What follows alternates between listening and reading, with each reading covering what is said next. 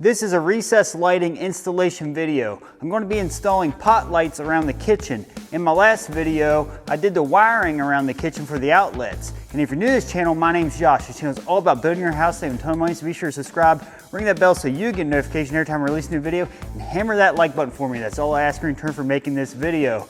So I'd like to prepare these on the ground before I put them up in the ceiling. Let's get started. All right, these are the recessed lights I'm going to be installing. These are 6-inch recessed lights that are made by Halo. These are my favorite recessed lights. The housings are very interchangeable with many trim kits, and they're just very easy to install. They have the little junction box here on the side. And if you want to pick these up, I recommend going to Lowe's. I am not an affiliate with Lowe's, but I just wanted to give the best advice to my subscribers. I'm actually an affiliate with Amazon, and most products I recommend getting on Amazon, and there's an affiliate link in the description below if you want to go to my Amazon store and see the products I recommend. I do get a small commission if you buy anything, but I would recommend getting these from Lowe's. Before I show you how to lay these out across the ceiling, I want to show you how to wire them on the ground as far as demonstration purposes. And I just wanted to do that because it's going to be very hard to get the camera up close to show you some good details. So inside this junction box, you're going to see we have these quick connect pieces that are going to be hooked to each wire. And you're going to have your ground here, your black for your power, and your white for your neutral. So what we're going to need to do is get these 3/8 Romex connectors. And here are the ones I use. They're snap-on, or snap-lock, I should say. And you just push those into this hole here after you take the knockout out. In order to do that easily, I just use a pair of needle nose pliers, and I just put the end of them into this little hole and pull it back after you get them worked into that groove. And sometimes it bites easy, sometimes it doesn't. All right, so we pull that back. Take your needle nose and wiggle it back and forth, just like that. Very easy. And in this case, we're going to need 2 of them out. So go ahead, and I'm going to do 2 for this series of lighting. And I think it's because this side's a little worn out, it's not gripping that hole that well. So we're going to go ahead and take that out. And now we're going to take our Romex connector. And now these are in my Amazon store, and you can go check those out if you want. So I slide them over the needle nose hole and then push it down into the hole and just kind of rock them back and forth. And you'll see they snap in pretty easy. And then we're going to go ahead and install this one. Same thing, just push it in, rock it back and forth. All right. And now, as you can see here, there's several places you can knock these out to install these Romex connectors, just so you know. And now what we need to do, I got these 2 pieces of wire that are going to act as demonstration pieces of wire, but just so you get the idea here. So up on the side, this is what everything looks like again, like I said. Now what we need to do is take our wire. So let's say this is coming from your switch and this one's continued to the next light. Either side, it doesn't matter. We'll go ahead and slide that into that Romex connector, and always slide it in till it hits the bottom of this plate. It seems to be about the right length. And you need to take a number 2 screwdriver. In this case, I got an impact driver, and we just need to tighten those up around that wire. That's good. And then let's install this other one. Slide it down in, and then tighten it up. All right, and then if you look inside, this is what we're going to have here. And now what I like to do when I'm up in the ceiling is just pull these out towards me. And then we just take a utility knife and strip the sheathing off these wires like you typically would.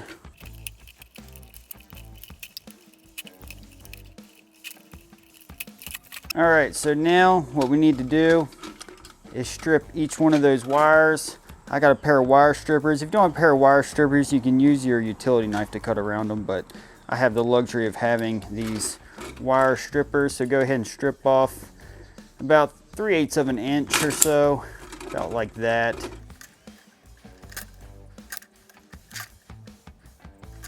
And now what we need to do is put each one of these quick connects over the corresponding color. So if we have these black wires here, then obviously you would take this quick connect and push these wires into each one of those.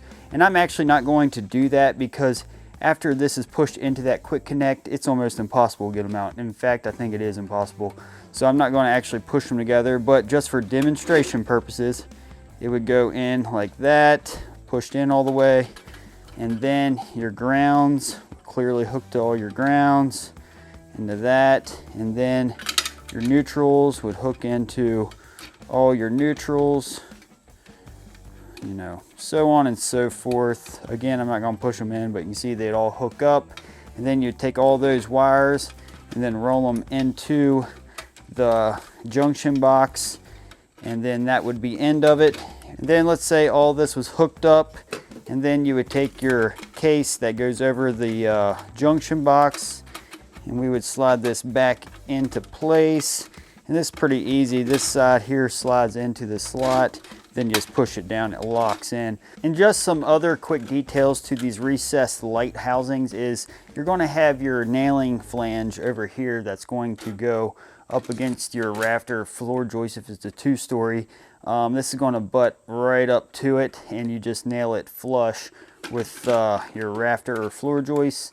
And then this is going to be a nice little airtight seal once the drywall goes up around it. And then you can adjust the insides of these using this wing nut. So all you'd have to do, loosen that up, and then this light socket here can be moved up and down. So if you need to adjust the height, and then your trim kits will slide into these brackets. They see here and here, and that's what's going to hold your trim kits into place if you're using the one that doesn't come with this. Now the one that comes with it actually hooks into these little slots here and holds it tight into the housing. There's another feature, these little black squares, it's called slide inside, which I'm not sure if they work per code in my area, but you'd simply just open them up and you can just slide your wire right through there in order to wire up this box. But as you can see, it looks really clean and nice, and if you pull, it won't come out. And if you put them in, you want to take them back out, you just simply slide them out. And it's a very nice feature, which you may be able to use those. Check your local building codes to see if that type of thing can be used.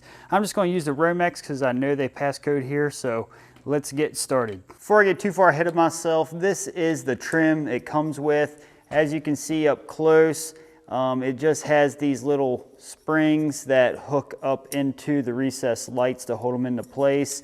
And then these other pieces, these 2 rings, you got 2 different sizes. You don't put them both on. You just have this wider one if you want the wider trim, and then you got this smaller one for a more smaller, sleek trim. So it all depends on what you want. Again, I don't even use these. I get my own LED trim kits, but I just wanted to show you those up close. Before I start installing the recessed lighting in the kitchen, I want to show you a couple rules to go by for spacing your lights. And this goes for hallways and kitchens. And it's very simple to do. So if you have your ceiling height and divide it by 2, that gives you a proper spacing. And so if you have an 8-foot tall ceiling, you want to go 4 foot apart. If you have a 9-foot tall ceiling, 4.5 foot apart. Again, just divide it by 2. And it all varies if you have a 5-inch light versus a 6-inch light. It's going to throw a little more light with a 6-inch than a 5-inch. But the idea is the taller you go, the more it throws the light wider, so you don't have to be as close. So that's probably a pretty simple concept to understand. And I'm doing cathedral ceiling in my kitchen, so it's going to be on a slope, but just for cosmetic purposes, I still space them evenly, even though the light's probably not going to shine evenly. It just looks better from below, I think. And as far as the kitchen lights themselves, we like to come 3 foot off the wall, and the reasoning is because the upper cabinets are about 1 foot wide, and our countertop's about 1 foot or 2 foot wide. And so about 3 foot's fine. That way it lights up your countertop pretty good, and where you're walking around your kitchen, it's going to be lit up well too. So 3 foot's just a good spacing.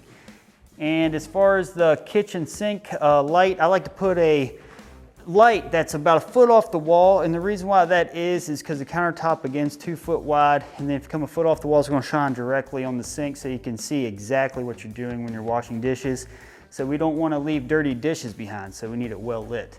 So let's go over here to the kitchen and start installing those recessed lights. So I'm up here in the corner of my kitchen, and the first thing we got to do is take a tape measure and a pencil or pen and measure up 3 foot.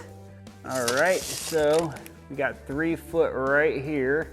Now that we got that on the 3 foot mark, these recessed lights are on this metal track, okay? So they're adjustable. So what I do is slide this all the way back, then I butt the recessed light up to the ceiling joist, and then that way it's going to be the correct height in which this is placed, and then we slide it down to where we need it. So just take the center of the recessed light is going to line up with that mark we made. So we know we're going to be a 3 foot center off the wall. And we'll go ahead and tack that in, drive the nail that comes in with the recessed light.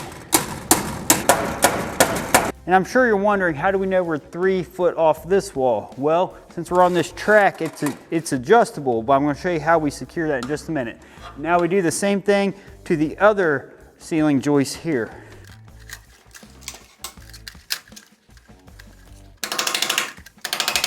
So now, as you can see, this has room for adjustment. Now all we got to do is take your tape measure, pull off this wall that we're going to be having our cabinets up against, and we're going to come over 3 foot to the center. And then after you get it to where it needs to be anchored, there's a screw right up in this corner of the recessed light, and just tighten that up. It's a number 2 Phillips bit that's going to tighten that up. And now, as you can see, that's not going anywhere.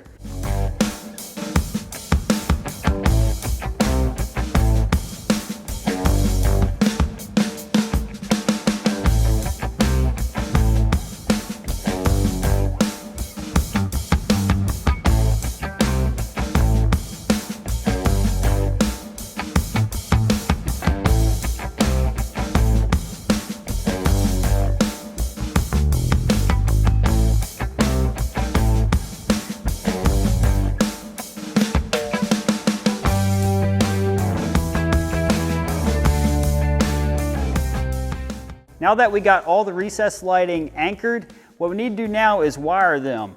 Now what I like to do is just put a switch in the kitchen to operate the island light, and then the lights that's going to light up the kitchen lights.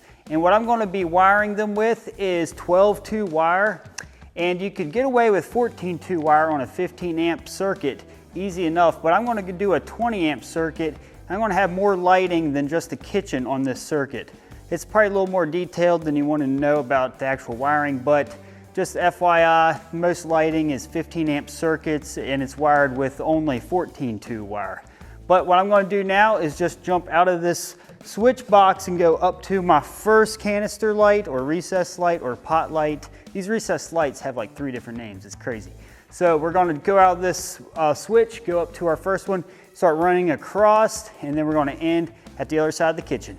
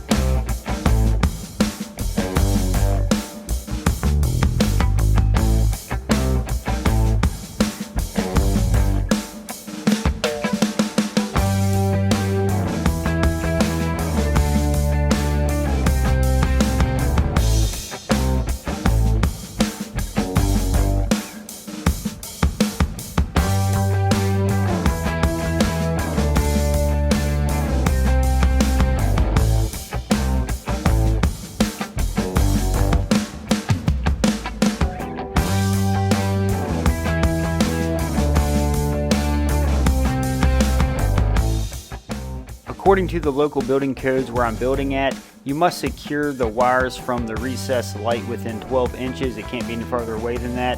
So I just use a non-metallic wire staple and secure it right to the truss. Here's the wire that's going to be powering the recessed lights that I ran earlier.